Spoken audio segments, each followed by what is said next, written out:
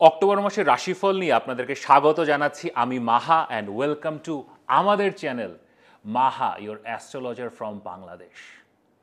এখন প্রত্যেক মাসের রাশিফলে ভালো জিনিস থাকে, খারাপ জিনিস থাকে। এখন শুধুমাত্র যদি ভালো জিনিস বলে রাশিফলটা শেষ করে দিই, তাহলে আপনারা এই ছেলে ভুলানো ছড়া শুনে ঘুমাতে যেতে পারেন, খুশি থাকতে পারেন, কিন্তু তাহলে তো আমার দায়িত্বটা পুরোপুরি করা হলো না।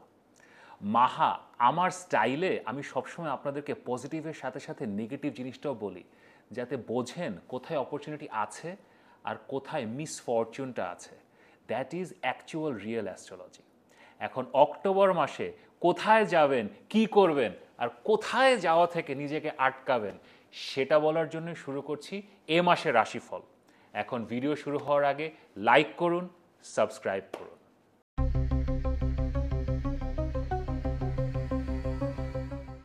রাশিফল শুরু হওয়ার আগে আপনাদেরকে আরেকটা ইনফরমেশন দিই। এটার জন্য অনেক দিন ধরে আপনারা সবাই আমাকে অনুরোধ করছেন যে আপনাদের অনেক ছোট ছোট প্রশ্ন থাকে, নিজেদের চার্ট নিয়ে প্রশ্ন থাকে, অনেক অ্যাস্ট্রোলজিক্যাল জিজ্ঞাসা থাকে।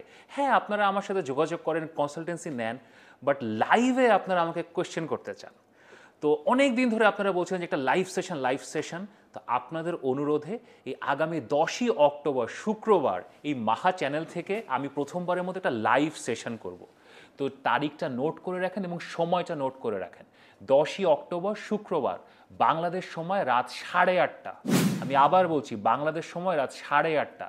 এই সময় আপনারা লাইভে আমার সাথে অংশগ্রহণ করতে পারবেন। এটা ছাড়াও আপনারা যদি আগে থেকে আমাকে প্রশ্ন করতে চান, ভিডিওর কমেন্ট সেকশন আছে, আপনারা আমাকে প্রশ্ন করতে পারেন। হোয়াটসঅ্যাপ নাম্বার দেওয়া আছে, আপনাকে প্রশ্ন পাঠাতে পারেন। আমি চেষ্টা করব ম্যাক্সিমাম যত সম্ভব আপনাদের জিজ্ঞাসা ওই দিন জবাব দেওয়ার। তো দেখা হবে লাইভ সেশনে 10ই অক্টোবর শুক্রবার, বাংলাদেশ সময় রাত 8:30। এখন আর দেরি না করে চলে যাচ্ছি আপনাদের এ মাসের রাশিফলে। অ্যারিস পিপল, আমাদের মেষ রাশি, মেষ লগ্নের ভাই বোনেরা কেমন আছেন? আসলে সেপ্টেম্বর আমাদের সবার জন্য একটা ডিফারেন্ট মান্থ ছিল। দুটা গ্রহণ, চন্দ্রগ্রহণ, সূর্যগ্রহণ। অক্টোবর আসলে আপনাদের জন্য একটা নিউ বিগিনিং, এবং এই নতুন সূচনাতেই একটা আসলে প্রবলেমের মধ্যে পড়বেন। মানে একটা শব্দ আছে না, শব্দ না মানে একটা টার্ম, যে প্রেমের জ্বালা। আমি এখন আসলে মনে করতে পারছি না, হয়তো বাংলা ভাষায় এরকম কোনো সিনেমা ডেফিনেটলি আছে, এত ক্যাচি একটা ওয়ার্ড, প্রেমের জ্বালা।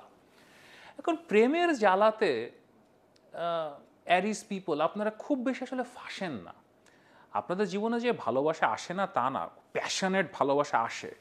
বাট এখন অক্টোবর মাসে সিচুয়েশনটা এমন, আপনারা প্রেম করতে যাবেন, আপনারা ভালোবাসা খুঁজতে যাবেন। হয়তো আপনার একটা রিলেশনশিপ আছে, 7 বছর 8 বছরের প্রেম। হয়তো আপনি ম্যারিড, 12 বছরের ম্যারিটাল রিলেশন, 12 বছরের হাজব্যান্ড ওয়াইফ আপনারা। কিন্তু এখন হঠাৎ আপনার মনে হবে যে দেখি তো একটু একটু প্রেম খুঁজি, রিলেশনশিপের মধ্যে একটু ভালোবাসা খোঁজার চেষ্টা করি। অ্যান্ড এখানেই একটা প্রেমের জ্বালাতে পড়বেন। সৃষ্টিকর্তা অক্টোবর মাসে আপনাদেরকে গ্রহ নক্ষত্র এমনভাবে দিয়েছে, আপনাদের সপ্তম ঘরে মঙ্গল আছে, 15-16 তারিখের দিকে সূর্য চলে আসবে এবং 3 তারিখে বুধ চলে আসবে। এখন মঙ্গল, বুধ এবং সূর্য, এই 3টা গ্রহ কোনোটাই সপ্তম ঘরের জন্য ভালো গ্রহ না। আর সপ্তম ঘর হচ্ছে আমাদের প্রেমের গ্রহ, ভালোবাসার গ্রহ, পার্টনারশিপের গ্রহ। তো আপনাদের মনে হবে এখন প্রেম করা দরকার, এখন শুরু করতে হবে, এখন চালাতে হবে। কিন্তু যখনই আপনি ওখানে যাবেন, আপনি একটা মানে নন রেসপন্সিভ জায়গায় পড়বেন। আপনি ওই পাশ থেকে রেসপন্স পাবেন না। এখন আপনার ওয়াইফ আর আপনার হাজব্যান্ড আপনার সাথে লাভিং রিলেশনশিপ আছে, বাট হঠাৎ এখন মনে হবে যেন আপনি ওই পাশে কোনো রেসপন্স পাচ্ছেন না। কাউকে হয়তো পছন্দ করেন, বলতে চাচ্ছেন, ওই এই আই লাভ ইউ বলে দিতে চাচ্ছেন, বাট এখন কেমন জানি একটা মানে নির্লিপ্ত একটা কোল্ড রেসপন্স আপনারা পাবেন। অ্যান্ড অ্যারিস পিপল, আপনারা আপনারা তো আসলে রিজেকশন নিতে পারেন না, অথবা কোনো ধরনের মানে নেগেটিভিটি।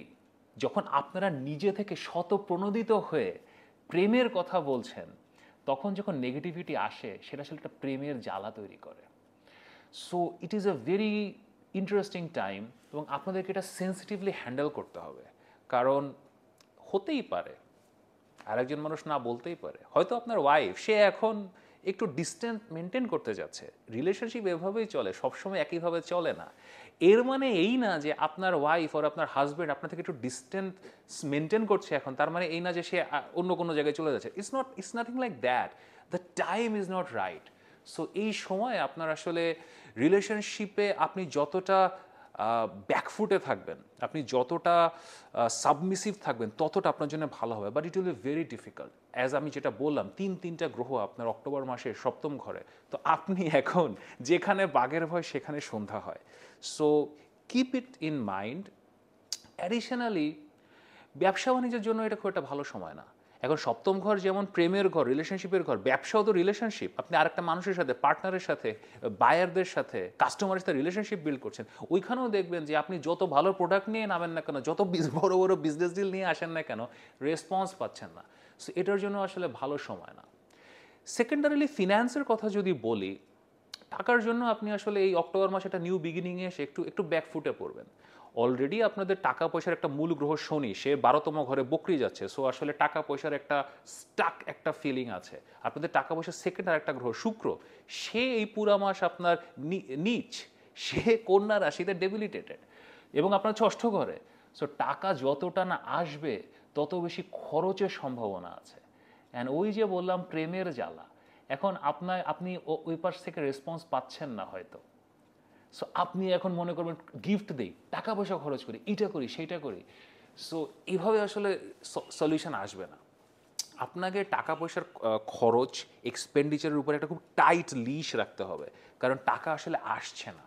টাকার আসলে রাইট নাও যে সিচুয়েশন, স্পেশালি অক্টোবর মাসে নতুন ইনকাম আসা, সাডেন ইনকাম আসার সম্ভাবনা আসলে খুবই কম। সো আপনার যা আছে, যতটুকু আছে, সেটা নিয়ে আপনাকে আসলে সময়টা স্পেন্ড করতে হবে।